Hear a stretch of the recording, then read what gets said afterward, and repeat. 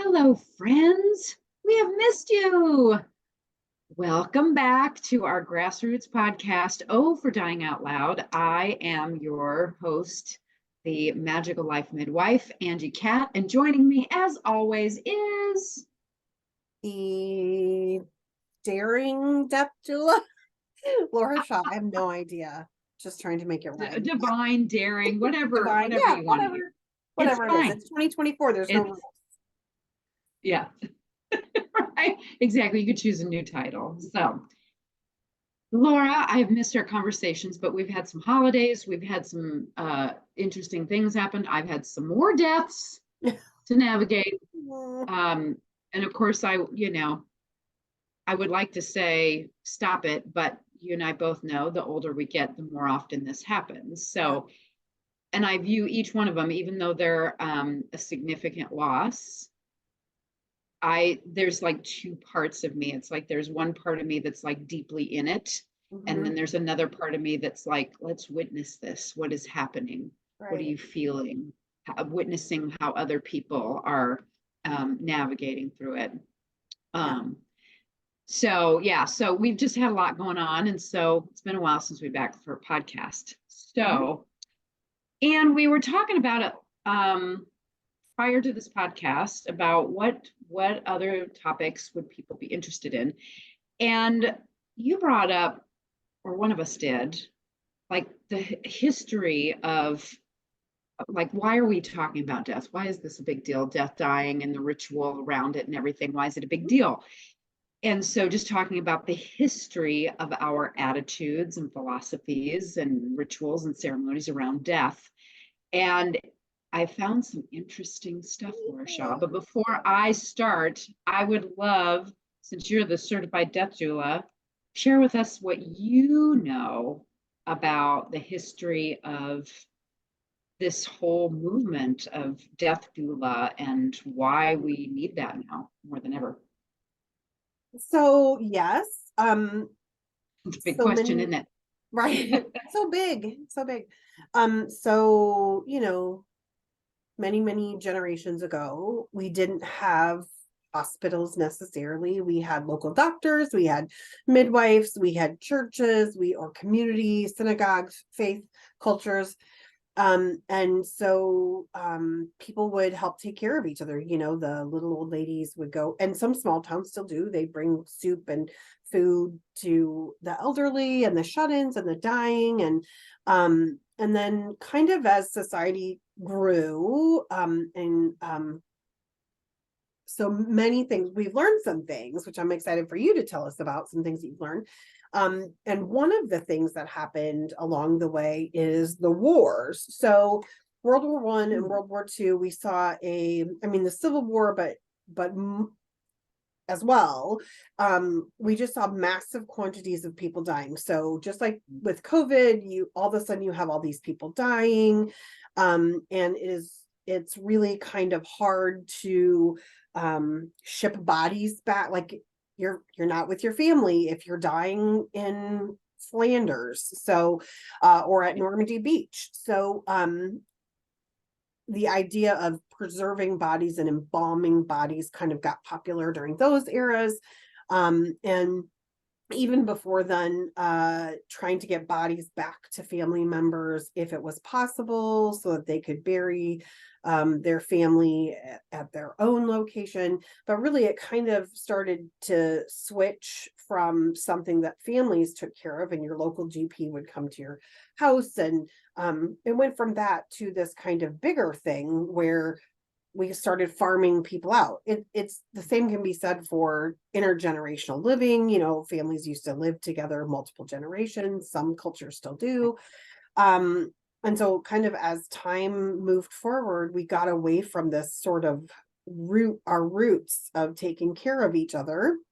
And I think there's just a fairly large movement to stop farming things out, which I think is kind of true for many things. People who eat more naturally or farm to table, it's kind of the same idea, kind of bring back some Right. of older practices. And one of the things I think that really draws people kind of into this space. Hospice kind of started filling in a gap, and helping, but again, super regulated, lots of rules about what they're allowed to do and not do. But I think people realized that it was we were so hands off from the death of our loved ones, which I have been too. Like, I have definitely had people, I love taking care of my grandmother, then my friend died, and then I would do anything to stay away from funerals, deaths, because it just was too raw for me. So I've missed a lot of dying people, kind of along the way. But then I think eventually you kind of, as we age, and you really start to think about this, and how would I want this celebration at the end of my life to go? So historically speaking, there are many things that have played into it in our culture in the United States, and other countries have similar experiences. But I know that you have done some research recently that I am fascinated by. So share Yeah. what you found. Well, it's in the same vein as what you're Mhm. talking about. And what I was going to say is, that makes sense that, when while, these traditions, ceremonies, whatever around death and dying may have been there seems to have been a strong disconnection, because you get disconnected from it when the person is dying so many millions of miles away, it seems like, when they're in war, right? Right, And so you're sort of removed from the whole thing. You're right, not present for it. And if certainly that's, certainly tragic, being killed in war or whatever. I mean, it's not like being able to watch someone and carry them through their old age into the right, transition, right. right? Mhm. So, Yeah. but so there's this disconnection, and what I read was similar to that we used to have very sacred traditions around death and dying. And as you said, everything was communal, because that's how we're wired. We're mammals, we're communal. And we kind of stayed in this sort of uh, small unit. Families stayed together. There was the parlor in the house, right? That's where the dying would be tended to. But one of the theories is that we kind of started to get away from that, the ceremony and the blessing and the moving through the ritual and the grief process. We moved away from that during the plague, because and I'm sure the wars and that kind of thing, whenever you have a number of people dying, you can't keep up with providing blessings and ritual for everyone. They couldn't keep up with the burials, so often there were mass graves. And there was also this sort of fear around, I don't want to catch whatever is killing everybody. Mhm. So it began to be very hands off, very hands off. And so it's funny, because that was sort of there's this wave action, right? And so after, what I've learned is that after the plague, um, that it it sort of came back into fashion, if you will, with the Victorian era. And in the Victoria era, they talked about it. They talked about it regularly. That when you got married, it was part of your dowry, that you had, like, the women would oftentimes make their own death shroud and include it in the dowry, and knew what they wanted to wear, knew what kind of coffin they wanted to be in, knew where they wanted to be buried, etc. There was no um, there was no stigma around talking about death and dying at all. And to your point, a lot of times your family attended to you.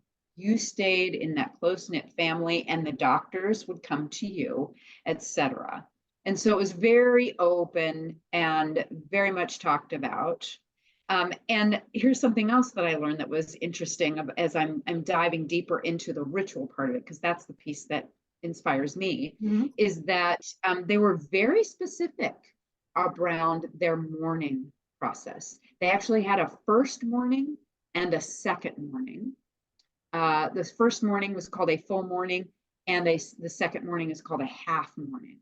And depending on the relationship of the person who's passed to you, that determined the length of time for each of the mourning periods. And so, for example, if I was married and my husband died, then my first mourning period would be a minimum of 2 years. And during the second mourning, the next phase, then I would wear jewelry again. So there was all these little things that sort of denoted. And what I love about this is that they've actually set aside time for it. Mhm. Like we've carved this out, and it was a known cultural fact. This person is going to be in mourning for 2 years, or however long it was, right? And I love that, because then it sort of informs the culture on how to care for these people, And I think that, and of course, we've talked about this with regards to our very corporate, goal-driven society, Yes. that you get 2 days of bereavement and then you should be back to snuff. Mm. And we sort of, like we don't want to deal with it. In the article one of the articles I read, they talk about the fact that when you ask someone who is mourning, how are you doing? It's almost become, sadly, in our culture, the mourning person knows that that's not a deep inquiry. No, It's right. just I'm a very fine. I'm passive, okay. yeah, Thank you. right? The other person is really not interested, because we haven't had those traditions of being able to talk about it fully and understanding, like, and we've talked about this in our group, our Death Cafe group, that there's people who are told by their own families, get over it. It's time to Right. get over it. And it's like after 6 weeks or something. And it's like, here the Victorians are like, you got 2 years. So, and it even dawned on me as I was reading some of that this past weekend. It was cold, bitterly cold. And so we were kind of cocooned for the weekend. And it sort of hit me that I was like, oh, I was feeling, bored and agitated and not sure what to do. And I was like, when was the last time you gave yourself a structured time frame in which to grieve? Mm. And so it's sad that we have to do that now, because we've got life to get to. Whereas in the past, it was very normal to understand that you're going to be grieving for a while, and that's the expectation. Right. And not that you've been given a pass, but you've sort of been given a pass. Like, give her a break. She's still in mourning. Mm-hmm. So that's one of the things that I found was so interesting, is that number one, death and dying was very much talked about, and number two, grief was given its fair due. Right. Really. And we don't do that now. And what do you think? And what do you think informs people of that? Like what shifted? What shifted? Yeah, what keeps us now from giving that same amount of grace to, like we've talked about? What makes I mean, I know it's because we have to survive and right. that's Well, I do think it's just because of our culture now. And what I mean by that is, and this was also detailed in some of the articles that I've read, is as you follow the timeline, the trajectory. I took a fabulous class in my master's program all about the history of our healthcare system. Eye-opening, very eye-opening, that when we started to figure out that it could be big business and that insurance companies can get involved, and we could figure out, oh my goodness, we can make a lot of money off of people's illnesses and off of their death and dying, and et cetera, and in conjunction with that, modern marvels of science have kept us living much, much longer, that now we've sort of created this shift of this obsession with either A, keeping people alive as long as possible, whether we should or not, Right. and B, avoid dying at all costs, avoid aging at all At all costs, right? costs. And that's a whole nother podcast, which we may do, is all about the whole anti-aging thing. But when we got, so I think where it became even more swept under the rug is when we have moved away from spirituality and and relied too much more on science. And it's become clinical now. And not that it's not, but what I mean by that is that it's just this is what we do. The doctors will take care of it. The doctors will take care of it. We'll put him in a hospice. We'll put him, and there's places for that, right? I'm not saying there's nothing good about that. I'm just saying that everything has now been, it's become a service. Right. You go to the hospital, you go to hospice, you're not in your home. Generally speaking, families are having to work. They have to continue to work in order to keep the lights on, so they Right. cannot take the time to tend to their dying parents. And so we have to farm that service out to other people to do it, such Yeah. as death doulas, Yeah. I think something that I find fascinating is that we do in our culture, it seems like we really try to outrun death Yes. in like just full disclosure, I am not wanting to die today. Well, no, I am no. definitely living a great life right now. I'm really enjoying Yeah, myself. Um, and I definitely take medications to help keep me, you know, for the parts that aren't working or right. and I definitely advocate for that. What what I think we miss in this bigger conversation is um we have farmed out so much of it, like you said, to doctors and hospitals and hospice, and that we've kind of forgotten the human piece of it a little bit. So, like, I have a Yes. neighbor. He is Spiritual piece. right. Yeah. He's elderly. He lives by himself.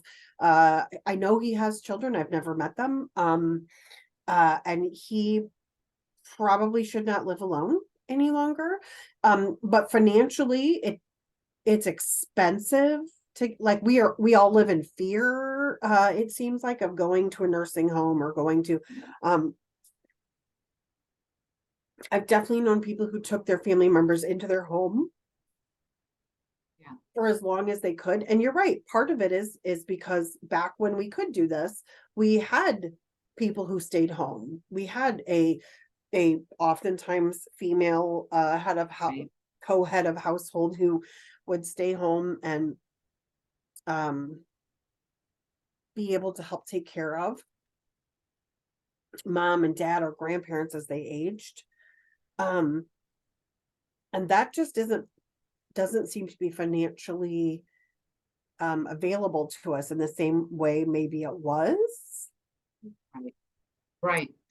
Yeah. Yeah. And you bring a good point. I mean, I don't mean to demonize our healthcare system at No, no. all. I'm just saying, when we look at the shaping of it and why we've lost some of that, it is because, Right. we've had this shift, and it's not financially feasible for many to have their parents live with them. It In some instances it is the only financial option because they can't afford to go into hospice or assisted living and such. But it's an emotional toll Yeah, because for sure. oftentimes both parents are working, Mhm. and trying to keep everything going. So, I mean, it's a complex issue. I don't mean to say that there's an easy solution. I'm just fascinated with the fact that we're starting to see a resurgence, thankfully, of coming back around to let's evaluate the way that we approach this last chapter of our life, and how do we want that to look? There, Blue Zones has a wonderful Netflix documentary, and he talks about Singapore being the newest Blue Zones area. And one of the things they really featured was that in all of these Blue Zones areas where they have a high percentage of people who live to be 100 and beyond with little to no disease or chronic issues. Those who live with their families and are cared for by their families actually live longer than when they go to, assisted living. Yeah. And now, granted, that assisted living works great for a lot of people. There's a lot of factors to consider, and there's no right or wrong answer. You have to evaluate that for you and your family and what works best. Right. But in whatever choice you make, whatever options you choose, what we're trying to do is bring the conversation back and bring back the humanness and the spiritual aspect of it. Because, with, like you mentioned, in our healthcare system, we have this infatuation with staying young as possible. We do not want to age at all. Right. And it's sad. It's really sad because I think, and I don't know which came first, the chicken or the egg. Like, was it first that science came along and said, ooh, we can live longer and that's what we should do, and therefore aging is bad and we should try and stay young? Or is it that we just became so, like, I don't know what started it, what started this obsession really with, staying as young as possible. What unfortunately that does, though, for us is that it creates this really dysfunctional, for lack of a better word, dysfunctional philosophy around death and dying. Because what happens, I think, from what I've been reading, is that number one, we perpetuate the myth that getting older is awful. Right. That you are going to be miserable. You're going to have lots of disease. You're going to be suffering for the rest of your life as you age. And that's simply not true. There are a lot of people who live a very vital and vibrant life right up until the day that they die. Right. Some do not, and I understand that. But so there's this perpetuation of this myth that, oh my gosh, it's uncomfortable, it's awful, so we need to avoid it at all costs. It's yucky, I don't want to be a part of it, right? But the other unfortunate thing that I think happens is that when we have or perpetuate this discomfort around getting older, we have subconsciously created a separation between those loved ones who are getting older. And when they do get older and they are approaching death, we make it harder for them to make that transition.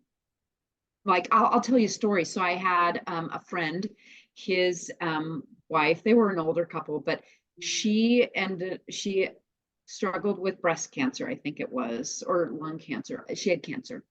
And they really truly believed in the power of positive thinking. And I believe that there is power in that too.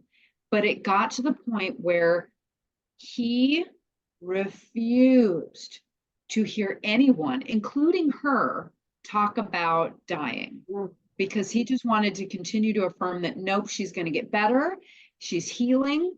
And so because he just believed that by virtue of doing that, she would be healed in some way, shape, or form.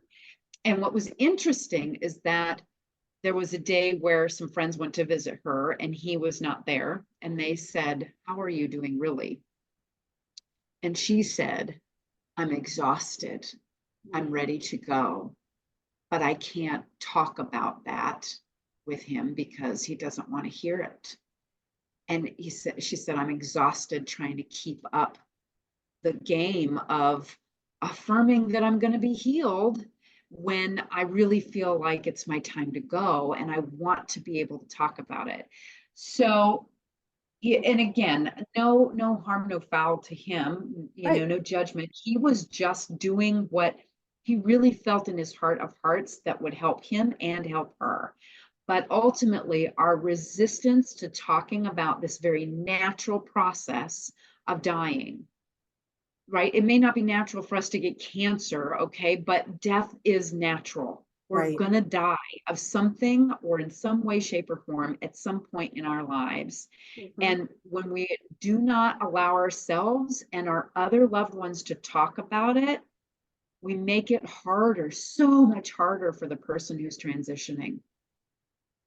And, it makes it harder for us too, because we're going to have that much more trouble navigating that loss and that process. Don't you Right. think? Yeah. I think that's a really interesting point that we don't probably discuss enough. It's about emotional intelligence, I think, Yes. that emotionally we have not done as well as maybe we could have in preparing people for the inevitable of the finality of life, that death comes. And maybe that's part of what drives this movement is to take the stigma. It's like talking about suicide and taking the stigma out of someone who ends their life, um, for whatever their situation is. Having these conversations, um, definitely, I think, benefits people, because that is such a true example of many people. Children watching a parent die and a parent hanging on for the children or for their spouse, or for people hang on for their pets because they're afraid no one would be there to take care of their pets.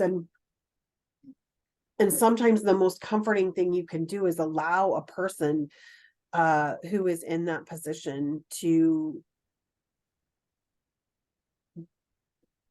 you have to be able to support them in where they are, while still understanding that this will hurt you, or that you get to have a response to and a feeling.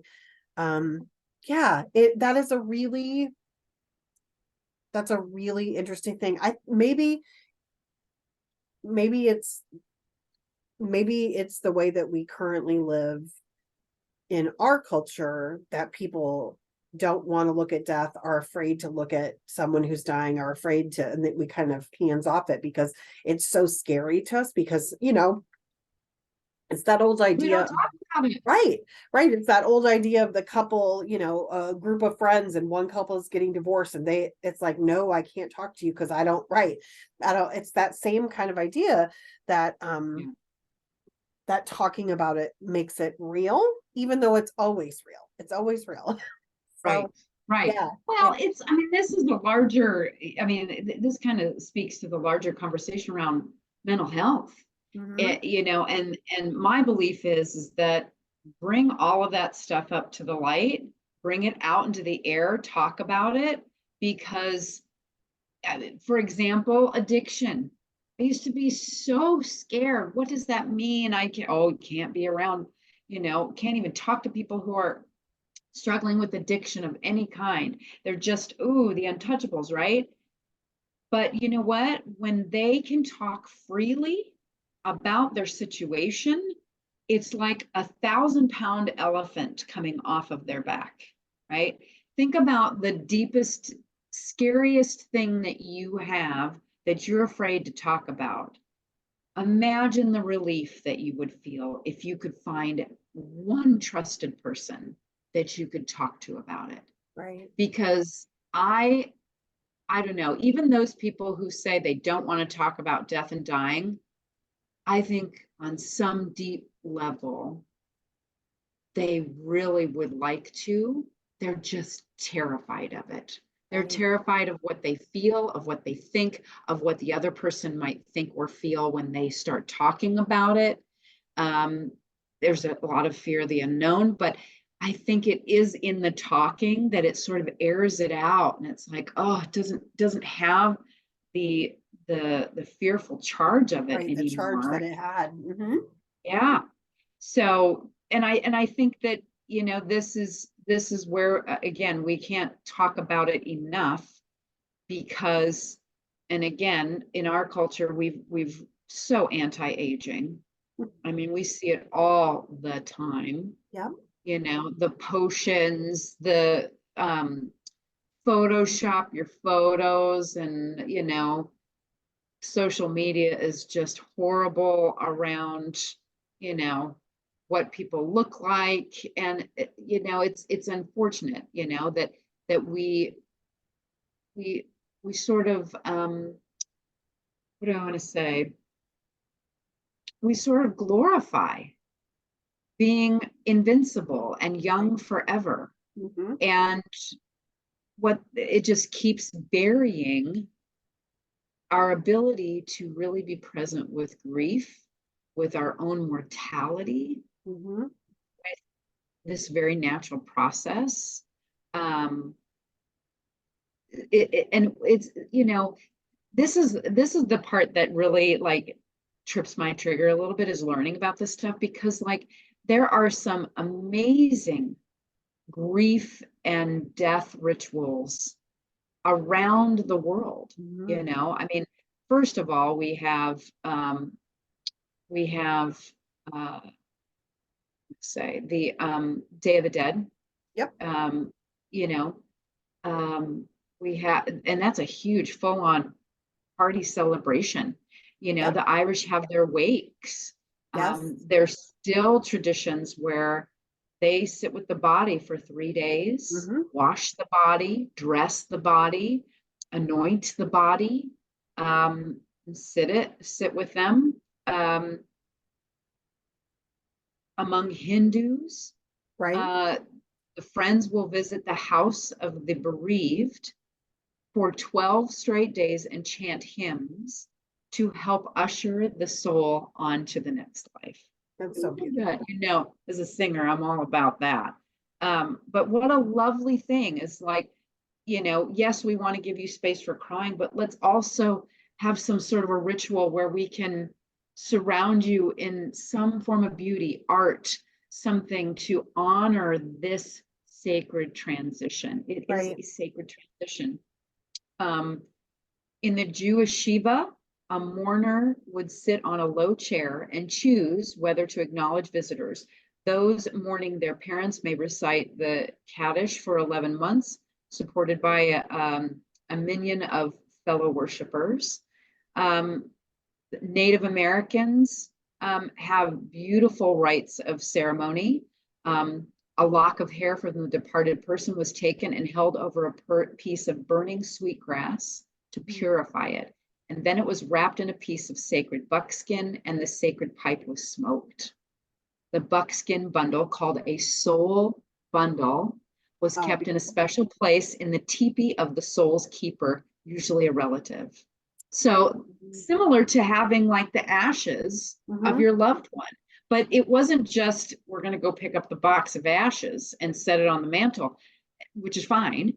But Yeah. there's sort of this rich ritual about it. And what I think about ritual or ceremony is the fact that it is mindful presence.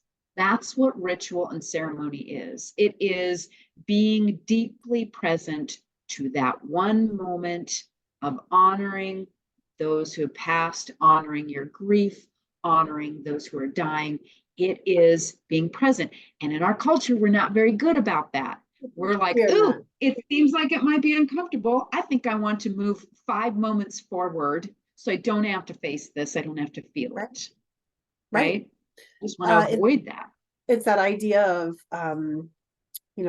I talk about this many times, the chugging along that I hate that we always do, where we have a person dies, we call the funeral home, the funeral home comes gets them, we have a funeral 3 to 5 days later, after we have a visitation, then we have the funeral, then we bury them, and then we're done.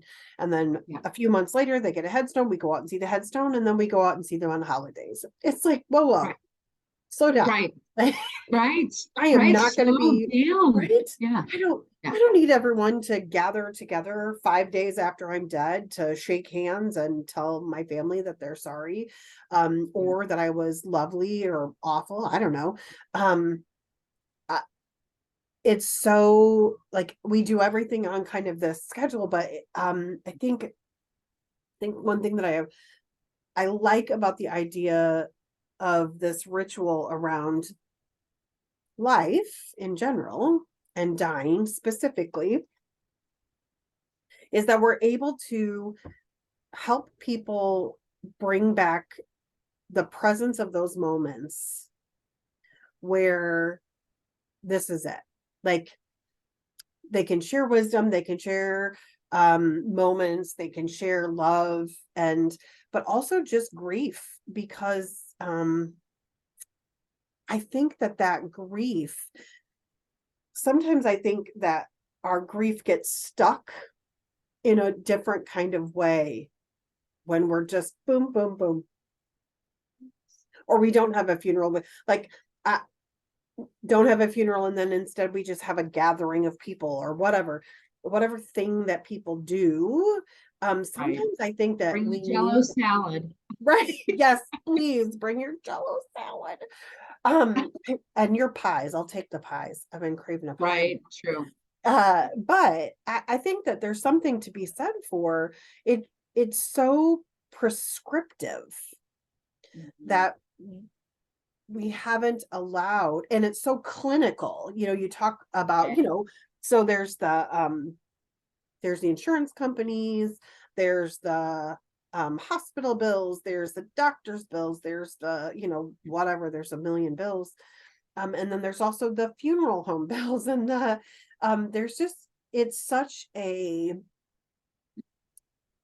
I'm gonna say it's an angsty time. I have a friend who lost their sibling a few years back, and it was unexpected, and they were young, and they don't really have a lot of other family, and trying to navigate how to pay for this person's remains and final expenses, and it's like this is the last thing I want anyone to ever have to think about at that moment. I want all of that, which I get it, sometimes we want something to distract ourselves, but I just want someone to be able to grieve the loss of Right. their loved one. I just want to Right. magically wave a wand and Right. that stress away. Exactly.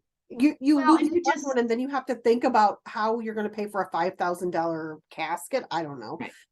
That's Right. hard. It's heartbreaking to me that we are so far removed from those that we just that it becomes Yeah. business, like our Yeah, medical. you're absolutely right. And you use the word distraction, which is really, that is the bane of our existence right now, Mhm. is that we feel like we have to be distracted from Right. it. Like, oh, you're feeling uncomfortable, just distract yourself. Oh, you're feeling sad, distract yourself. That's Mhm. not a cure. Nope. That's not the right way to No. deal with it. You Mhm. know, I get that that may have a role, but let's call it what it is, because the two can coexist in my Mhm. mind. Is we can create open space for full on grieving, and we can take one moment at a time to chip away at the things that need to be taken care of, like the paperwork, the bills, Right. etc. Right. But you're never, like you said it once before, with regards to, you've told your daughters, you're going to sit there with me for 3 days, Mhm. and the point of that is don't rush.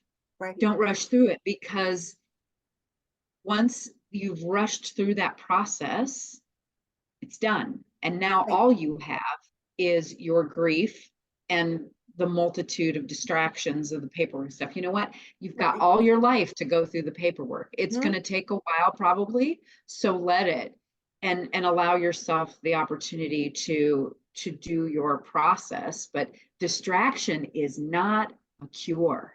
It Right. is not something that is, part of your toolkit. Oh, I'll just distract myself. That's going to make it worse. Right. Interesting. I was reading too in this article about the Lakota people. Their funeral ceremonies are generally 2 days long, Oh, and they're very intense. It begins usually at a community gathering in a space, or brings the community together to gather in a space like an auditorium of a local high school. The deceased families, the deceased's family will then feed everybody. Children will sleep over in sleeping bags while the adults stay up all night and exchange stories mhm. about that loved one. And there was one, I'm reading it from this article now, from one attendee at a 2012 ceremony. There was a giveaway in which people were encouraged to take one of the deceased's possessions because among traditional Lakota, generosity is more than important than possession. And Wow. so, this is, kind of like Swedish death cleaning, only it's like, here's the community come together, and Right. there's a giveaway of some of these memorabilias. I was visiting one of my dear friend. It was her father who had passed recently, who was a very dear friend of mine. Their whole family are I feel very close to them. And I was over there for New Year's visiting, and we were back in his studio and looking at all of his menagerie of stuff. And, I was just like, I told her, I said, it'd just be nice to have a little souvenir. I don't need it, but it'd be nice to have some sort of souvenir.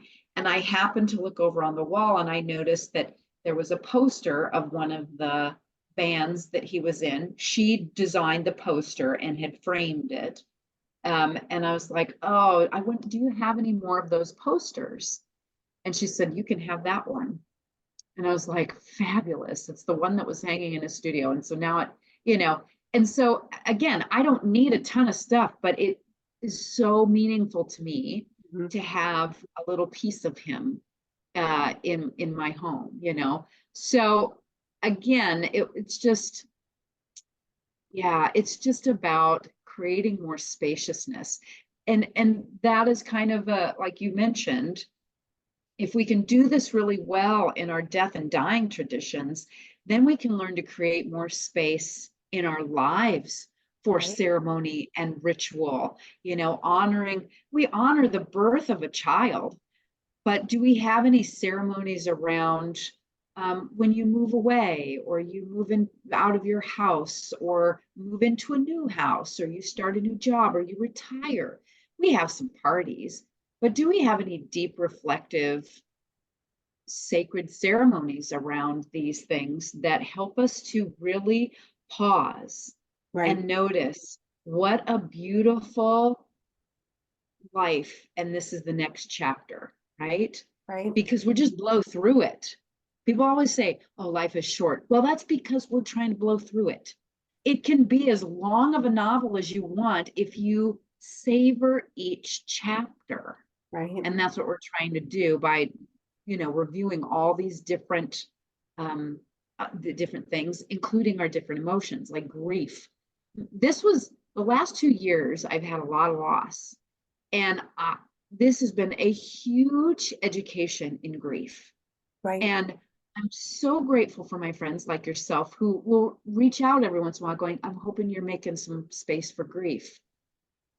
Like, that is just beautiful to me, because it's not something to get through as fast as possible. Right. And it's not what And we wrote, honestly, there are those pieces of grief that you'll never get through. right? They just sort of alchemize, Yeah. right? And that's They just, okay. oh Yeah. yeah, Yeah. absolutely. It's just part of it. It's part of it. Yeah, I definitely want to tease up something a little bit.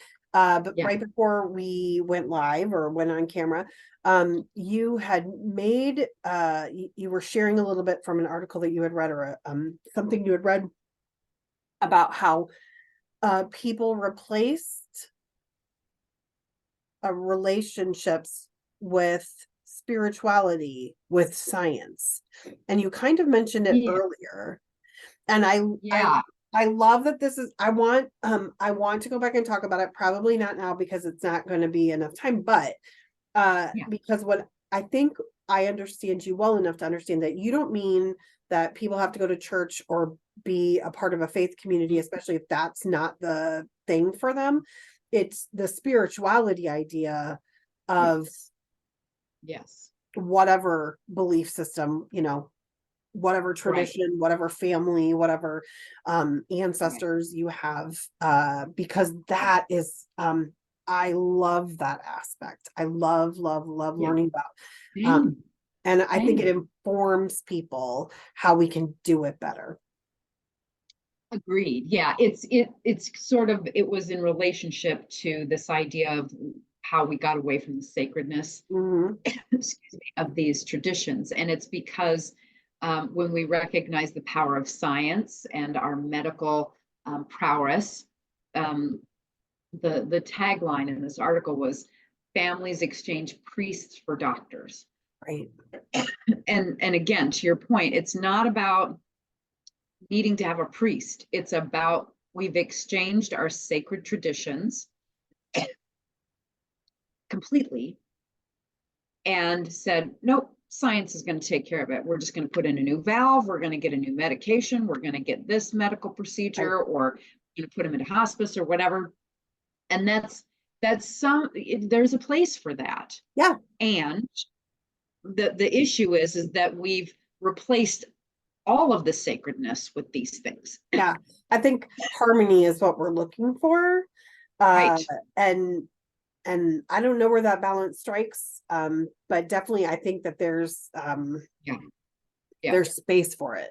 And I'm Yeah. excited kind of as we go through this new year, that this is something that will just grow, that we'll continue to talk about, because there's a million different ideas and anti-aging and things that we culturally have changed, or kind of moved into being in vogue, if you will. Yeah. And so I'm excited to talk about or continue talking about how to bring it back. Even in balance, I just want it in balance. Everything you talk about this a lot, how oftentimes we're just out of balance and out of alignment. And Right. Right. it struck me just the other day because I have been really crabby with people. And it's because I had a big deadline looming and I had a lot going on, and there's a lot going on in my personal life. And I realized that I allowed a situation, which is horrible. It's a horrible situation. But I allowed it to shift me out of center. And so I wasn't my normal cheerful self. I became kind of angry. It's, and there's a space for that. And I definitely needed some time Absolutely. I was going to to get say, there. Yeah.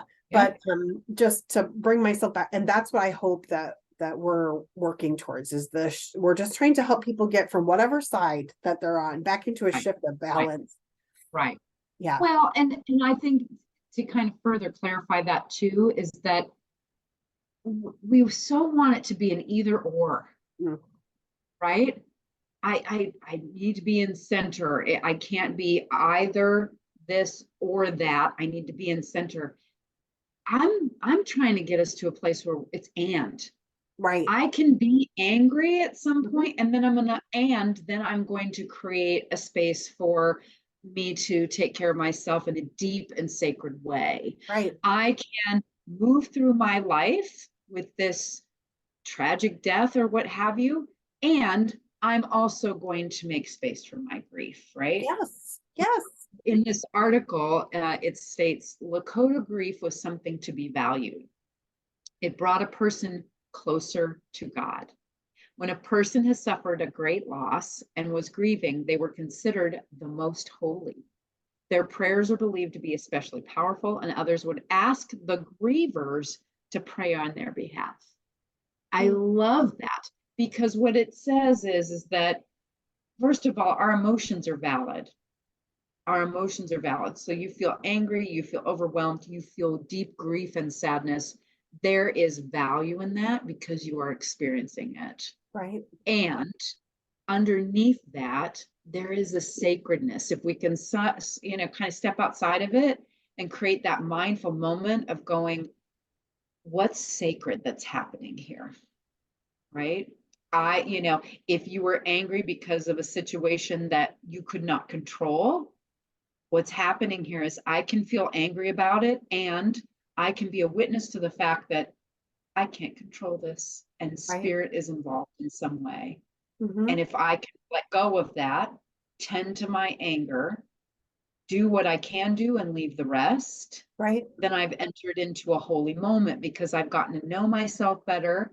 I've gotten to learn how to respond better, but in relation to in relation to grief, I love this idea that grief means we're that much closer to God. I love that. We're so close to the divine, and we always are.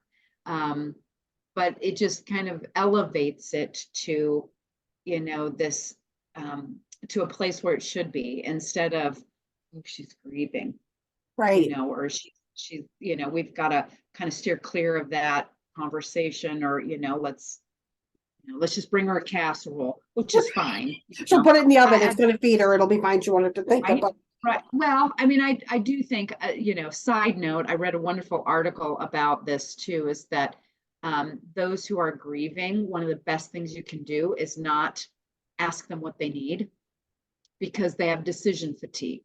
Yeah. So this Mhm. one article said they brought the concept of grief groceries. And so what she did is she just texted her friend and said, "Are you going to be home at 8 o'clock tonight?" And her friend said, "Yes." And she said, "Great. I am going to bring you grief groceries." How beautiful. So it's not what do you need? It is, I'm going to do this for you, Yeah. right?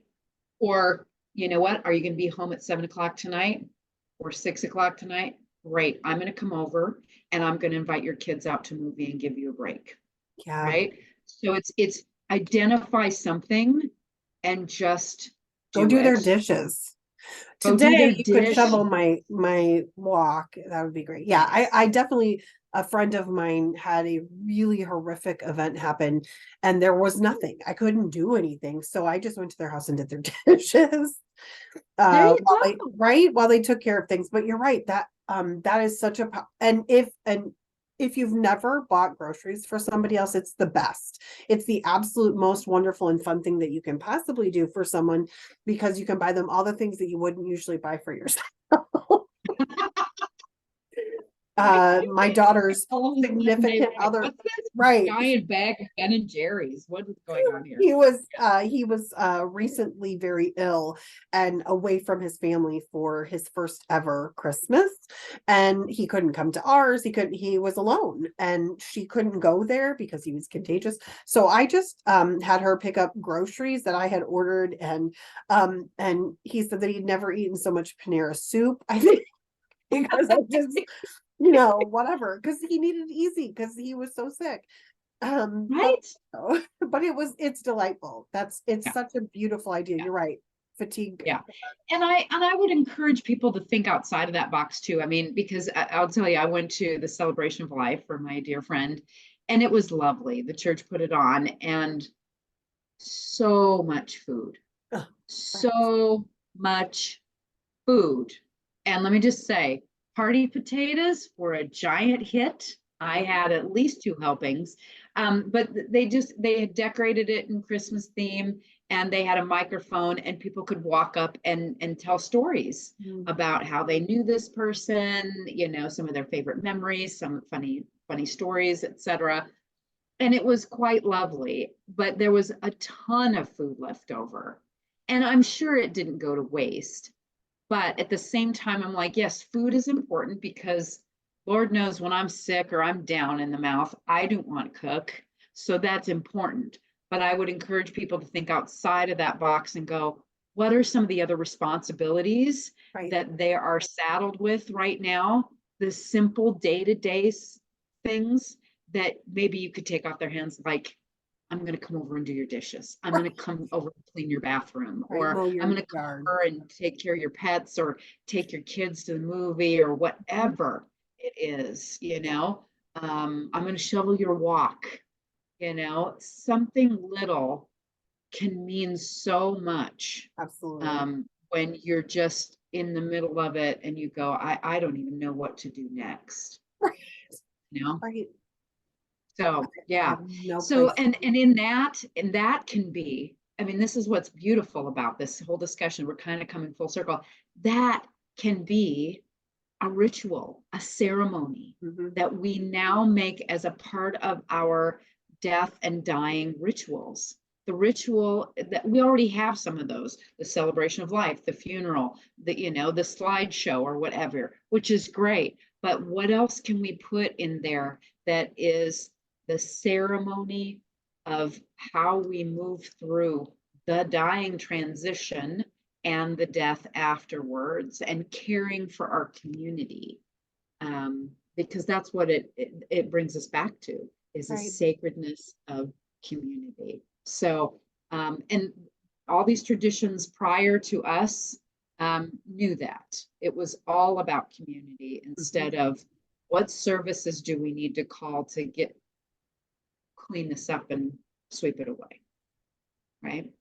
Yes. Yeah, it's um I'm just looking here to see if there's any others that I forgot to mention, but there's beautiful, um, just beautiful transitions or ceremonies. Japanese death ceremonies and grief rituals follow the traditions and of Buddhism and Shinto, but most of them are conducted as a blend of Buddhist and Shinto, and they most homes maintain a Buddhist altar and a Shinto shrine. But when a death occurs, the altar and the shrine are closed and covered to keep the spirits of the dead out.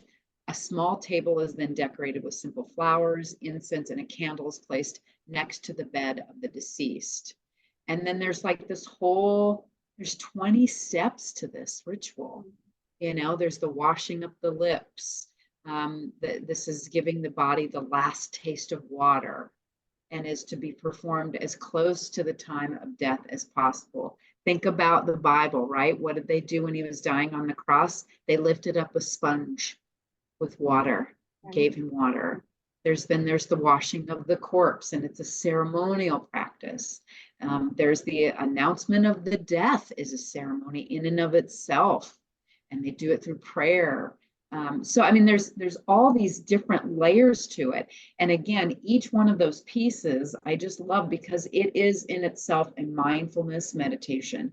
You are being present with it, and that's what we need to get back to, is being present not only to the dying process and death and grief, but it will teach us how to be present in our own lives. Right. Right. Yeah. Good stuff. This is a continued conversation. There's so many more cool things to learn from other traditions. And I do also think, teaser, spoiler alert, we're going to talk about this obsession we have with anti-aging. We've got to stop it. We got to stop it. Mhm. You know, we do. So we're going to talk a little bit about that and how we can reclaim the beautiful part of aging, because it is beautiful. Like I had friends that would just be so despondent when they would turn 30. I'm getting so close to being old. And I'm like, I'm going to make you really uncomfortable because I look forward to getting older because I can't wait to have that level of wisdom Right. and that level of this is small fry compared Right. to, you know what I mean? Like Mhm. the worries change and they become fewer, I think. I don't know, Agreed. maybe people would disagree with me, but so anyway, we're going to talk a little bit about that maybe next time.